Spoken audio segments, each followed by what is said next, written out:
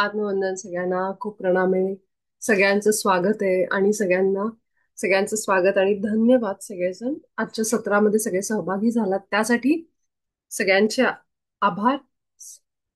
आवाज येतोय ना क्लिअर? आजच्या सत्रामध्ये आपण ध्यानच घेऊ. आणि रेकीबद्दल मला फक्त सगळ्यांना असं सांगायचं होतं की रेकी अजिबात एक दिवसही न चुकवता ठेवायचा प्रयत्न करा. रेकी म्हणजे रेकी एनर्जी घ्यायचा रोजच्या रोज प्रयत्न करा. कारण अ, असं होऊ शकतं की ध्यानामध्ये आपण कदाचित आपलं लक्ष लागत नाहीये, पण रेकीमुळं आपली जी चक्र आहेत ती संतुलनात राहतात हे आपल्याला आता सगळ्यांना माहितीये.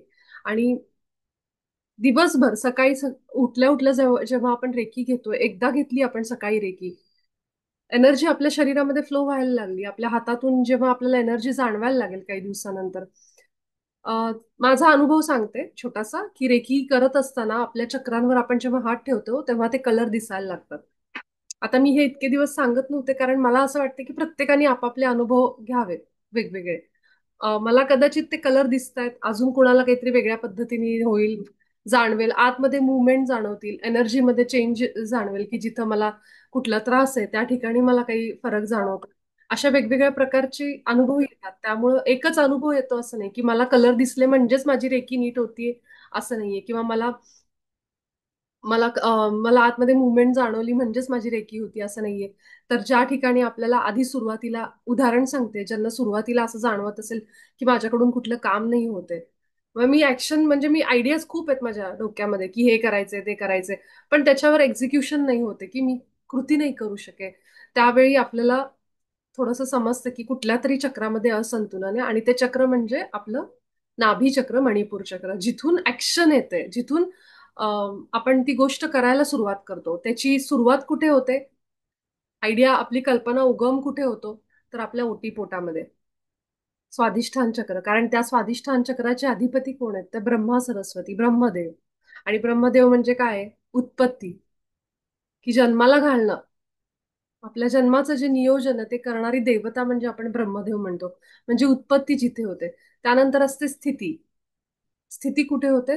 म्हणजेच काय, की जे रोजचं आपलं जगणं आहे ते आपण कुठल्या स्थितीमध्ये जगतोय. आपण नुसतेच विचार करतोय आणि सोडतोय, की त्याच्यावर ऍक्शन पण घेतोय. माझी इच्छा आहे, खूप दिवस झाले मला गाणं शिकायचंय, पण माझं वय जास्त आहे, आता कोणा कशाला गाणं म्हणून जायचंय कुठं, हे काय व्हायचं, हे सगळे विचार म्हणजेच आपल्या मार्गातले अडथळे. कुठलंही वयाचं बंधन न ठेवता, वेळ, पैसा, माझ्याकडे पैसा नाही कसं शिकू मी, हे पण एक अडचण आहे ना, हा पण एक ब्लॉकेज आहे. तर हे सगळे आपल्या विचारांमधले आहेत. एकदा जर माझ्याकडे पैसे नाहीयेत असं मला वाटलं आणि मी तरी सुद्धा प्रयत्न करायला गेले, बघू काय होते ते होते, आधी चौकशी तर करून येऊ क्लासची. आणि मग तो पहिली स्टेप मी घेतली आणि क्लासच्या ठिकाणी गेले आणि जे पैसे आहेत फी, ती आपोआपच माझ्याकडून जमली. कशी जमली काय जमली मला माहित नाही. तर हे जे होतं की पैशाची जमवा जमव, मला काही शिकायचंय, समजा कुठेतरी क्लासला पैसे घालायचेत, पण मला ते वाटतं आधी पहिलं वाटणं की मला होणारच नाही, हा झाला आपला अडथळा. आणि मग ते आपोआप जमवा जमवून त्या गोष्टी सगळ्या जुळून येतात जेव्हा आपण फक्त संकल्प, एक इंटेन्शन, एक इच्छा बाहेर सोडतो की मला हे करायचंय, मला कसे पैसे मिळतात मला माहित नाही पण मला हे करायचंय. आणि मग त्या दृष्टीने आपण पावलं उचलायला लागलो म्हणजे आपण एक एक ऍक्शन घ्यायला लागतो. किमान जाऊन आपल्या घराजवळ कुठं गाण्याचा क्लास आहे का, ही एक पहिली ऍक्शन. कृती घेणं, कृती करणं, ही ऍक्शन करणं म्हणजे आपल्या नाभीमध्ये कुठंतरी त्या नाभी चक्रामध्ये ती आग, ती उष्णता, ती पॅशन, ती जागी आहे. आणि ते आपल्याला आपलं मणिपूर चक्र देतं, की ज्या आयडियाज फक्त इथंच आहेत, त्या बाहेर येतच नाहीयेत, वास्तव दुनियामध्ये आपल्या रियालिटीमध्ये येतच नाहीयेत. तेव्हा आपण आपल्या नाभीवर काम करायला सुरू करायचं, मणिपूर चक्रावर. आणि जेव्हा आपण तिथं काम करतो तिथून जी उष्णता तिथून बाहेर पडते, आपल्याला जाणवत जाणवत असेल कदाचित काही लोकांना. तर मी जेव्हा नाभीवर हात ठेवते आणि नाभीवर मणिपूर चक्राला मी रेकी द्यायला सुरू करते, तेव्हा माझ्या अंगावर घाम येतो. हा माझा अनुभव आहे.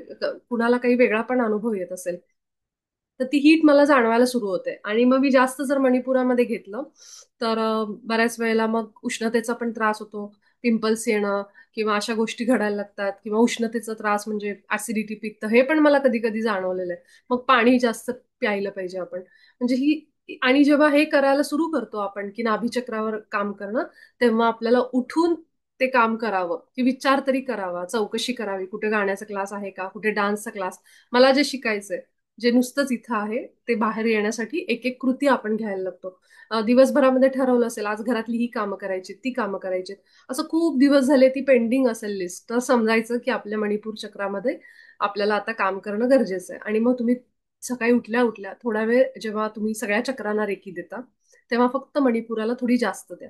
म्हणजे जिथं आपण 3-3 मिनिटाची देत असाल किंवा 5 मिनिटाची रेकी देत असाल, तर 7 चक्र, 7 5 35 मिनिटं आपण बसत असू स्वतःसाठी. तर एक थोडा वेळ, अजून एक 5 मिनिटं ह्याच्यावर मणिपुरावर थोडी जास्त रेकी देऊ शकतो. ते केल्यानंतर तुम्हाला 4 दिवसातच फरक जाणवेल की एक काम तुमचं जे बरेच दिवस झालं पेंडिंग आहे ते पूर्ण झालंय. म्हणजे ऍक्शन घ्यायची आतून भावना होणं, ती की करावा बाबा, तो उठून करावा, आता बास झाला विचार करणं. तर हे डायरेक्ट आपण कृतीकडे वळतो जेव्हा आपण आपल्या मणिपुरावर काम करायला लागतो. हा माझा अनुभव आहे. आणि बाकी इतर जणांनी पण मला दोघा तिघांनी हेच सांगितलं की जेव्हा मणिपूरवर ते काम करतात तेव्हा त्यांना काम करायची इच्छा होते, की उठून ऍक्शन घ्यावी, जी बरेच दिवस झाले पेंडिंग असलेली काम आहेत ती पूर्ण व्हायला लागतात. ते झाल्यानंतर आपण जातो आपल्या हृदयाकडे. आणि हृदयाकडे आल्यानंतर असं होतं की ज्या कामामध्ये आपल्याला आनंद वाटत नाही, समजा कुणाला तरी स्वयंपाकाचा कंटाळा असेल, नको वाटतं करायला, त्यावेळी जेव्हा असं आपण हळूहळू आपल्या हृदयावर जेव्हा रेकी देतोय, तिथं संतुलन आणतोय, तेव्हा ती छोटी छोटी कामं का असेना, रोजची कामं का असेना, पण त्याच्यामध्ये एक आनंद यायला लागतो. रोज रोज मला माहिती, रोज रोज काही घरातली कामं करणं फार कंटाळवाणी होतं, ते रुटीन वर्क होतं. पण त्यामध्ये सुद्धा एक प्रकारचा आनंद येतो की हे करताना मला बरं वाटतं. आय डोंट नो वाय, की आपण क्लिनिंग करतोय, आपण काहीतरी स्वच्छता करतोय, ते करत असताना एक प्रकारचं समाधान मिळतं. तर ह्या सगळ्या गोष्टी आपल्या, हे सगळं हे म्हणजेच आपली चक्र आहेत खरं सांगायचं तर. चक्र म्हणजे शरीराचा कुठला भाग नाहीये, तर ह्या भावना आहेत ज्या आपल्याला आपल्या एनर्जी पॉइंट्स आहेत, ही ऊर्जेची क्षेत्र आहेत जिथे ह्या भावना जोडलेल्या असतात. तर हे कनेक्शन सगळ्यांनी समजून घ्या की कशामुळं असं होतं. तर मी आपल्या मास्टर आहेत एक आपल्या ग्रुपमधल्या, तर त्यांचं मी नाव सांगू शकत नाही तुम्हाला, पण त्यांच्या बाबतीत एक असं होतंय की वैयक्तिक आयुष्यामध्ये काही गोष्टी आहेत ज्या दुःख देतात, घरातल्या लोकांकडून, अगदी जवळच्या लोकांकडून. आणि अ, स्वप्नांमध्ये पण काही गोष्टी त्यांना दाखवलं जातं, मार्गदर्शन मिळतं स्वप्नांमध्ये सुद्धा. तर हे सगळं कसं जोडलेलं आहे की अ, जोपर्यंत ते त्या भावनिक गुंता सोडवत नाहीत, तोपर्यंत त्यांची मानदुखी, पाठदुखी हे सगळं सुरू आहे. तर हे सगळं कनेक्टेड आहे. लक्षात ठेवा की आपण जेव्हा म्हणतो ना, माझ्या घरात हे सुरू आहे, पण माझ्या शरीरामध्ये का मला वेदना जाणवत आहेत? एका एका ठराविक भागावर, जसं आपला गळा असेल समजा आणि पाठ असेल, तर पाठीला मी जसं सांगितलं मागे एकदा, की लुईस हे यांच्या पुस्तकात सांगितलंय की आपल्याला जेव्हा आयुष्यात एकटं वाटतं आणि आपली लोक आपल्या जवळ नाही असं वाटत असतं, मला कुणाचा सपोर्ट नाही, मी एकटीच आयुष्यात झगडतीये, माझ्यासोबत कुणी नाहीये, त्यावेळी पाठीला थोडा त्रास सुरू होतो. आणि असं होतं बऱ्याचदा की आपण बोलूच शकत नाही हे कुणाला. आपल्या घरची लोक आहेत दुःख देणारी, म्हणजे आपल्याला ज्याचा त्रास होतो ही घरची लोक आहेत, त्यांच्याबद्दल कुणाला जाऊन सांगायचं, कुणालाच सांगू शकत नाही, असं होतं बऱ्याच जण. तर त्यावेळी मग हे सगळं आपण दाबून ठेवतो. आणि मग ते घशामध्ये त्रास सुरू होतो. थायरॉइडचा त्रास असेल, घशातलं इन्फेक्शन असेल, अजून कुठला त्रास असेल घशाशी रिलेटेड, हे सगळे हे सगळं कनेक्टेड आहे, लक्षात ठेवा. आणि त्याला आपले जे ऋषीमुनी आहेत, ज्यांनी लिहून ठेवलंय योगींनी आपल्या, की हे सगळं म्हणजेच आपली चक्र आहेत. तर आधी सगळ्यात आधी हा भावनिक गुंता आणि विचारांचा गुंता सोडवायला लागतो. आणि त्यासाठी काही आता सकारात्मक वाक्य, अफर्मेशन ही दिलेली आहेत, ज्याला सतत भीती वाटते, सतत, की माझा घरामध्ये गोष्टी राहतील किंवा नाही. आज जसं सगळं माझ्याकडे पैसा आहे, सगळा बँक बॅलन्स माझा चांगला आहे, हे उद्या टिकेल की नाही, ही उद्याची शाश्वती काय, हे ज्याला सतत काळजी लागलेली असते, त्याचं मूलाधार चक्र, त्याच्यावर त्यांनी काम केलं पाहिजे. मूलाधार म्हणजे आपल्या सगळ्यात खालचा भाग जमिनीचा, जिथं माकड हाड आहे, जो आपल्या स्पाईनचा म्हणजे मणक्याचा सगळ्यात शेवटचा भाग. आत्ता सुद्धा तुम्ही हात लावून बघा, जेव्हा तुम्ही रेकी देत असता तेव्हा आपण मांडीवर हात ठेवतो असे, तर काही जण मागे सुद्धा हात ठेवू शकतात. जर तुम्हाला हात व्यवस्थित मागेपर्यंत कम्फर्टेबल, हात दुखत नसेल, तर काही लोक मागे सुद्धा खाली हात ठेवतात. मागच्या साईडला एकदम खाली, जिथं आपलं माकड हाड आहे, तिथं हात ठेवून तुम्ही जरी असं बसलात तिथं, तरी सुद्धा ज्यांना सहज शक्य आहे ती लोक करतात. आणि जे मूलाधारावर काम करणारी लोक आहेत, त्यांचे सगळे प्रॉब्लेम जे आहेत खाली, गुडघा असेल, अगदी तळपायापर्यंत ते सगळे सगळे आजार त्यांना हळूहळू दूर झालेले जाणवतील, की पायाची दुखणी कमी झाली आहे. हे सुद्धा म्हणजे गुडघा दुखणं, हे दुखणं, ते अगदी तळपायापर्यंत उगाचच काहीच कारण नाहीये पण पाय दुखतायत. अशा वेळी किंवा अशा वेळी बघायचं की माझे विचार असे तर नाहीयेत ना की मला सतत उद्याची काळजी आहे. आज आहे बाबा माझ्या आयुष्यात सगळं, उद्याचं काय? तर हे जर होत असेल तर समजायचं की आपल्या मुलाधारामध्ये आपल्याला संतुलन आणणं गरजेचं आहे. आणि हे आपल्याला आपलं कोण सांगतं आपल्याला? बाहेरचा कोणी व्यक्ती सांगतो का? नाही, नाही, नाही, तुझे विचार चुकीचे आहेत तुझ्या भावना ह्या चुकीच्या आहेत. तू उद्याचा फार विचार करतीये. हे कोण सांगणार आपल्याला? तर हे आपल्याला आपलं शरीर सांगणार. मग शरीर काय करतं? अरे, च्या हिला तर कळतच नाहीये. मग ते काय करतं? काहीतरी दुखणं काढेल. उजवा खांदा दुखतोय, डावा खांदा. आता खांदा म्हणजे त्या दिवशी तुम्ही त्या पॉडकास्टमध्ये ऐकलं असेल कदाचित. तर खांदे आपल्याला काय दाखवतात? आपण म्हणतो तुझ्या खांद्यावर फार ओझं आहे. खांदा आपल्याला काय दाखवतो? जबाबदारी दाखवतो, रिस्पॉन्सिबिलिटी दाखवतो. मग आता जर उजवे आपल्याला खांदेदुखीचा काही त्रास असेल, तर समजायचं कशाचं तरी ओझं आपण घेऊन जगतोय आपल्या आयुष्यात. असं असू शकतं ना एखाद्याच्या घरामध्ये कुणीतरी सासू-सासऱ्यांची जबाबदारी आहे समजा किंवा कुठल्याही एका माणसाची जबाबदारी आपल्या अंगावर आहे. खरं-खुरं माणसाची. फक्त मनाने घेतलंय असं नाही, पण खरोखर आपल्या आयुष्यात त्या माणसाची जबाबदारी आहे. तर त्या जबाबदारीचं कदाचित टेन्शन आल्यामुळं, की आता हे कसं होईल बाबा माझ्याकडनं होईल का नाही? ह्या व्यक्तीची जबाबदारी पैशानी माझ्यावर आहे. त्याचं काम करणं हे सगळंच माझ्यावर आता आमच्यावर आलेलं आहे आणि मला ते सगळं करावं लागतंय. करणं ठीक आहे. करतोय आपण करतोय. पण कुठेतरी बॅक ऑफ द माइंड असा विचार आहे, की हे जमेल का नाही मला? हे मी घेतलंय खरं, पण मला करावं लागतं. पण हे माझ्याकडनं नीट पार पडेल की नाही, होईल की नाही, ही सुद्धा काळजी त्या माणसाच्या खांदेदुखीला कारणीभूत असते. कारण तो म्हणतो ना, जसं जबाबदारी घेऊन, ओझं घेऊन जगतोय, तसं तसं त्या खांद्यावर खरोखर ते ओझं येतं विचारांचं, भावनेचं आणि म्हणून खांदे दुखायला लागतात. तर मी त्या दिवशी पॉडकास्टमध्ये पण ऐकलं आणि माझ्या मैत्रिणीला पण एका असाच अनुभव येतो. तर तिच्यासाठी पण मी तिला म्हणलं, की खरंच तुझ्या आयुष्यात तू काहीतरी नसताना सुद्धा ओझं आहे म्हणून तू विचार करतीयेस. आणि मग ते तिने मान्य केलं, की हो आहे असं एक व्यक्ती, की जे मला वाटतं, की हे माझ्याकडनं होईल किंवा नाही. आणि मग त्याच्यानुसार हळू-हळू ते अफर्मेशन तिला म्हणायला दिले. आता तिचा खांदा बऱ्यापैकी कमी झालाय. त्याच्यावरती योगा वगैरे पण करते. पण ते खांद्यावर वजन पण घ्यायचं नाही त्यामुळे योगा पण बंद झाला. तर हे सगळं झालं. पण जेव्हा हे चक्रांवर तिने काम करायला सुरू केलं, त्यासाठी मी तिला मानेचं पण सांगायचे, मानेला तू हात असा हे करून बस किंवा छातीवर द्यायला सुरू कर. जिथं खांद्यांवर ती एनर्जी जाते आणि खांद्यांना सुद्धा तू ती अफर्मेशन रोजच्या रोज म्हणायला लाग. आणि मग तिचं खांद्याचं दुखणं मला असं वाटतं पूर्ण शून्य झालंय आता. आता परत अशात तरी मी तिच्याकडून ती कंप्लेंट ऐकली नाही की खांदे दुखतायत म्हणून. तर हे सगळे आपल्या मनातले विचार आहेत आणि भावना आहेत ज्यांचं ओझं आपल्या आयुष्यावर आहे, आपल्या शरीरावर आहे आणि आपल्या शरीराचे म्हणून आजार आपल्याला समोर येतात आणि आपण त्यांचे आभार मानायचे. कुठल्या तरी आजाराच्या रूपाने शरीर आपल्याला सांगतंय, नॉक नॉक करते की बघ लक्ष दे इकडं, तू ह्या विचारामध्ये खूपच चाललीये ज्याची गरज नाही आणि त्याच्यामुळं शरीरातून ते सगळं बाहेर येतं. त्यामुळे लक्ष द्या आपल्या शरीरामध्ये कुठं वेदना आहे. आणि लुईस हे त्या मॅडमचं ते पुस्तक you can heal your life, त्या पुस्तकामध्ये जरूर तुम्ही एकदा वाचा. हिंदीमध्ये मी मला वाटते पाठवलंय. त्यात त्यांनी लिहिलेलं आहे कुठल्या आजाराला काय बोललं पाहिजे आणि त्याचं मागचं विचार पण दिलाय काय कारण आहे. तर चेक करा की आपला हा विचार आहे का आणि असेल तर त्यावर तुम्ही त्यांनी दिलेलं जे अफर्मेशन आहेत सकारात्मक ती मराठीमध्ये कन्वर्ट करा आणि म्हणायला सुरुवात करा. अनेक लोकांचं त्या पुस्तकातली अफर्मेशन सकारात्मक वाक्य वाचून आपल्या औषध गोळ्यांसोबत ते करत असताना लोकांचे आजार कमी झाले. कारण हे सगळं शेवटी काय मानसिक आहे. चैतालीने लिहिलंय, what the skin issue dryness and skin peeling on face mean spiritually. मग एकतर हे जे स्किन इश्यूज आहेत ना, ड्रायनेस जर असेल समजा आणि स्किन पिलिंग जर समजा स्किन निघत असेल म्हणजे ड्रायनेस आहे असं जर असेल ना, तर तर मला असं वाटतं की खरोखर ते ड्रायनेस आलेला आतमध्ये कोरडेपणा एकदम साधा आपली स्किन जे आपल्याला दाखवती ना अतिशय सुंदर आहे. जे ती दाखवती ना तसेच विचार आपल्या मनामध्ये असू शकतात.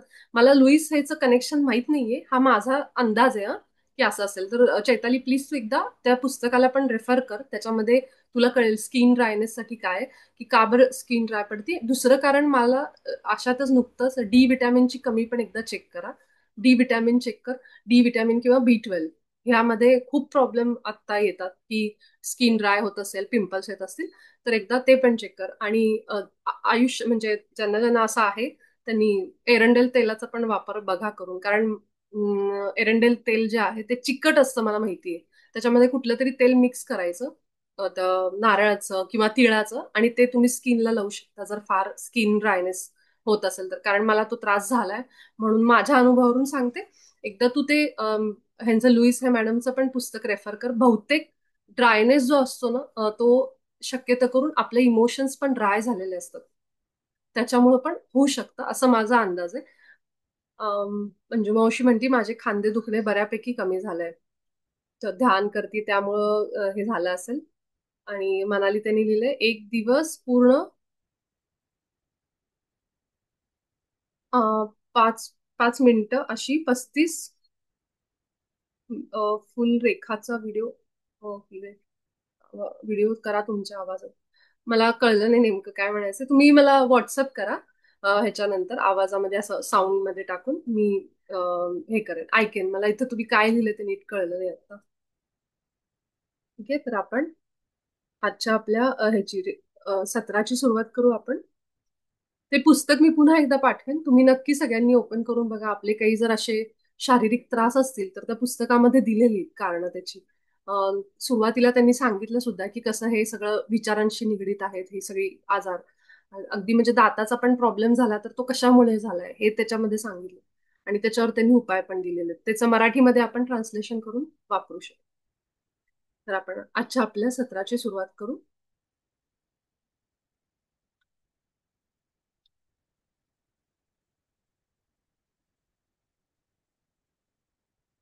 रोजच्या प्रमाणे आपण एक मोठा श्वास घेऊन आपण आता आपल्या या ध्यान प्रवासाची सुरुवात करू. एक दीर्घ श्वास आपल्या नाकातून पोटामध्ये आणि छातीमध्ये जितकी हवा भरून घेता येईल तितकी घेऊ, आणि तोंडाने सगळी हवा अगदी सावकाश, ज्या गतीने आत घेतली त्या सावकाश गतीने बाहेर सोडू.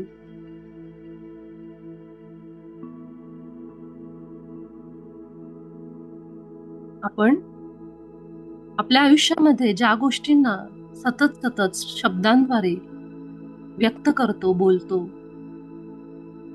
आपण ज्या गोष्टीवर फोकस करतो, इतरांना सांगतो, मनामध्ये तोच विचार आणतो, तेच बोलतो, त्या गोष्टी आपल्या आयुष्यात पुन्हा पुन्हा मोठ्या प्रमाणावर घडायला सुरुवात होतात. म्हणून आपण दिवसभर आपल्या परमात्म्याचे आभार व्यक्त करून आभाराच्या ऊर्जेमध्ये राहू शकतो. एखादं संकट जरी आलं, दुःख जरी आलं, तरी सुद्धा आपण त्याला हे सांगू शकतो, हे परमात्मा,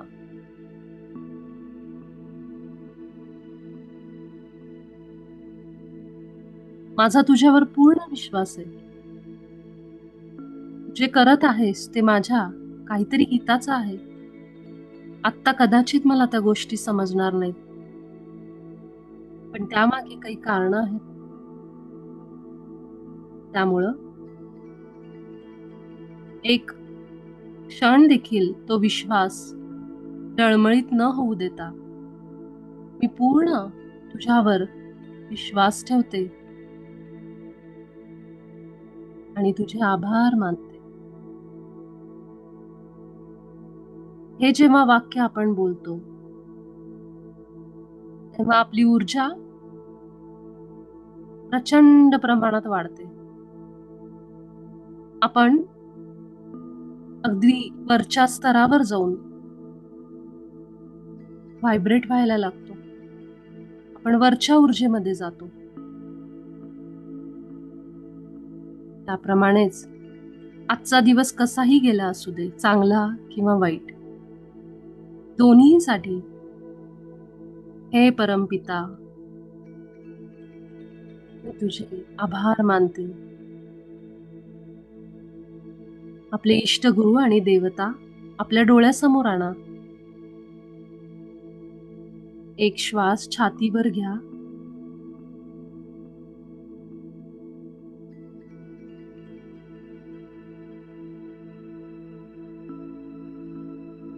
आणि त्यांचे आभार माना. त्यांना प्रणाम करू आपण डोळे बंद करून हृदयातून. कल्पना करा आपल्या गुरूंना आणि इष्ट देवतेला आत्ता डोळ्यासमोर. आपल्या हातामध्ये सुंदर असं गुलाबाचं फूल इमॅजिन करा, त्याची कल्पना करा. आणि ते गुलाबाचं फूल आपण आपल्या इष्टदेवतेच्या डोक्यावर, आपल्या गुरूंच्या चरणावर आत्ता वाहतोय.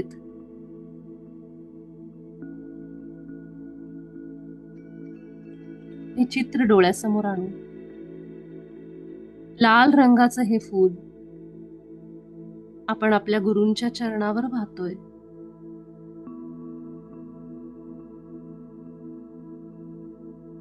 सोबतच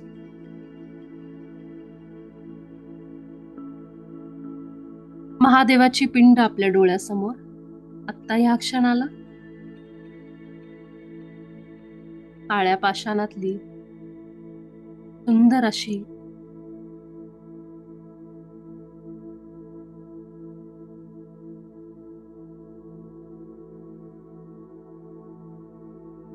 आपल्या हातामध्ये तांब्याचा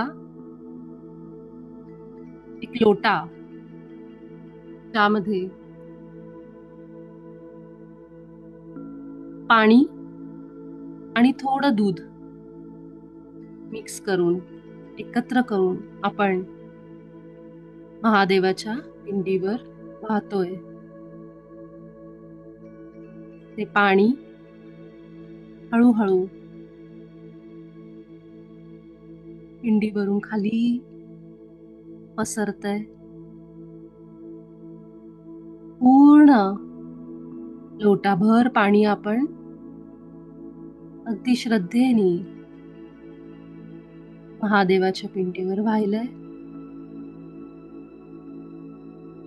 सुंदर असं एक पांढरं फूल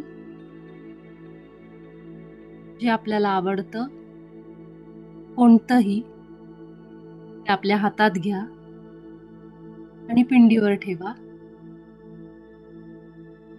आता हातामध्ये तांदूळ आणि पिंडीवर वहा.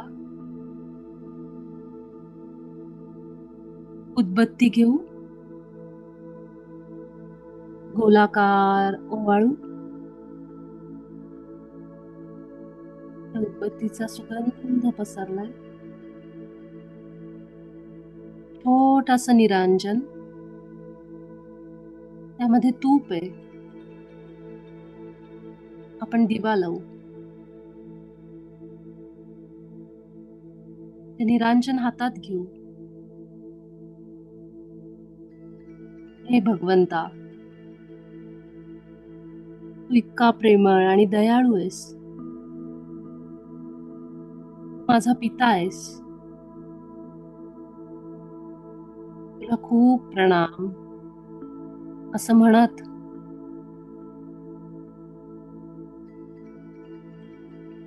कर्पूर गौरम करुणावतारम संसार सारम भुजगेंद्रहारम.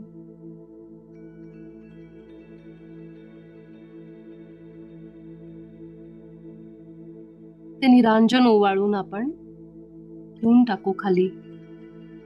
आपले हात जोडू आणि हृदयापासून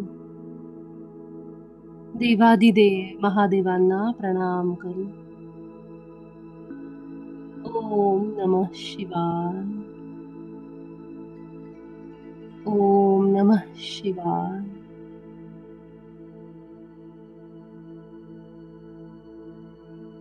आपण वाहिलेलं फूल, लावलेली उदबत्ती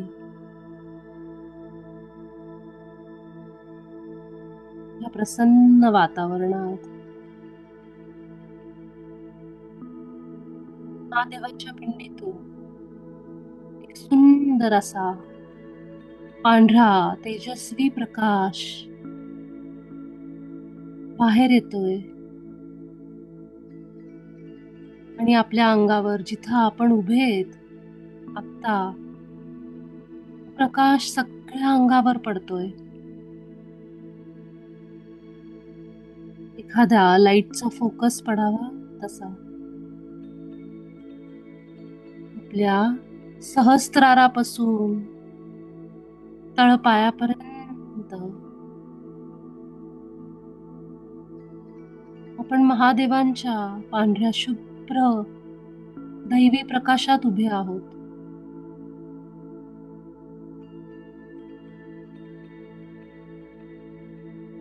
जणू काही महादेवांनी आपल्या उजव्या हातातून तो प्रकाश आपल्या अंगावर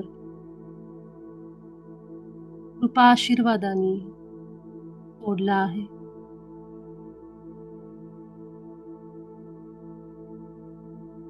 या प्रकाशामध्ये एक मोठा श्वास घ्या. पांढरा शुभ्र महादेवांच्या पिंडीतून निघालेला दैवी प्रकाश आपल्या नाकाद्वारे श्वासांद्वारे आतमध्ये चाललाय. अंतःकरण पवित्र शुद्ध करत करत संपूर्ण शरीरात सगळ्या पेशींमध्ये आपल्या कणाकणात पसरतो. सगळं आभामंडळ आपल्या शरीराभोवती असलेलं आवरण शुद्ध पवित्र झालंय. आपली आभा आपल्या शरीराभोवती असलेलं ऊर्जेचं वलय त्याला आपण आभा म्हणतो. शुद्ध आणि पांढरी शुभ्र झाली.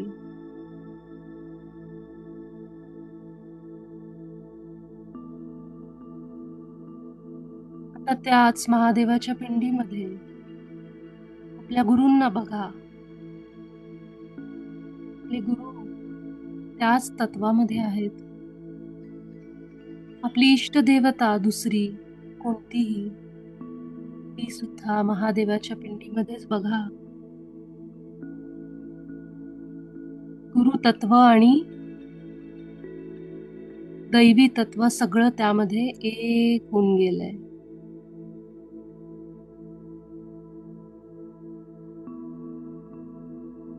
आणि तो प्रकाश अजून तेजस्वी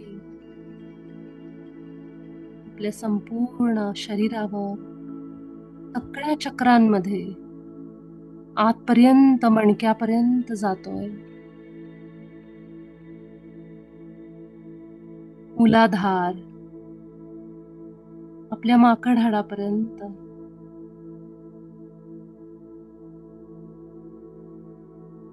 तिथून तो आता वर आपल्या स्वाधिष्ठानाकडे ओटीपोटावर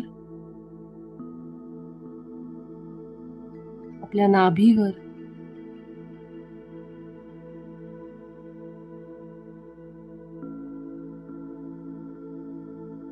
आपल्या छातीवर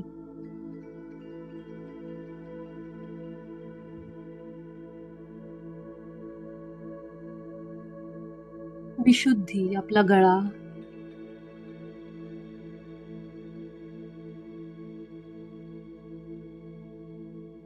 आज्ञाचक्र आपल्या भुवईच्या मध्ये आणि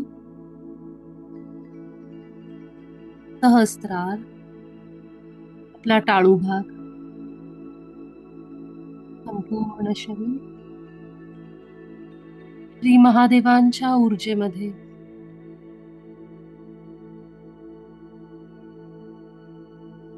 या प्रकाशामध्ये अजून आपण श्वास घेतोय. ती ऊर्जा ग्रहण करतोय.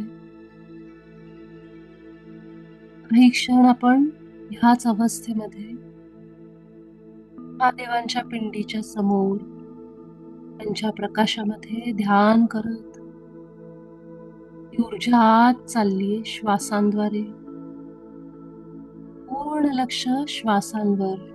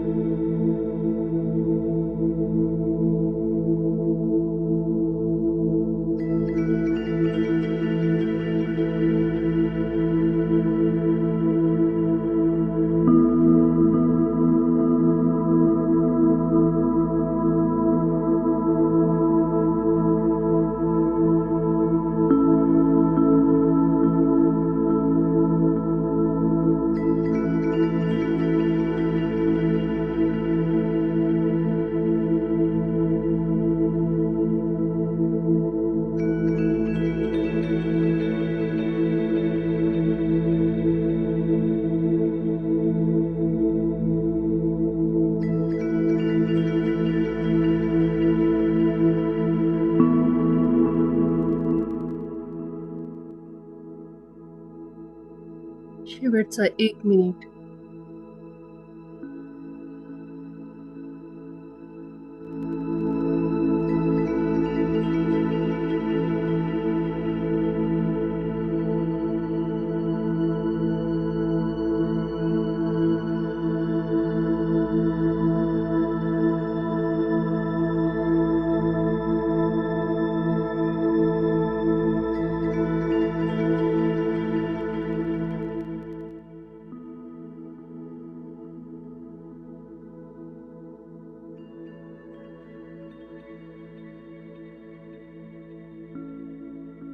अगदी सावकाश आजच्या दिवसाचे आभार मानत, सर्व दिव्य शक्ती, एंजल्स, आपले गुरु, परमपिता, या सगळ्यांचे आभार व्यक्त करत आपण सगळेजण आजच्या सत्रातून बाहेर येण्यासाठी तयार होऊ. आपले दोन्ही हात आपल्या डोळ्यांवर. 5, 4, 3, 2, 1, 0.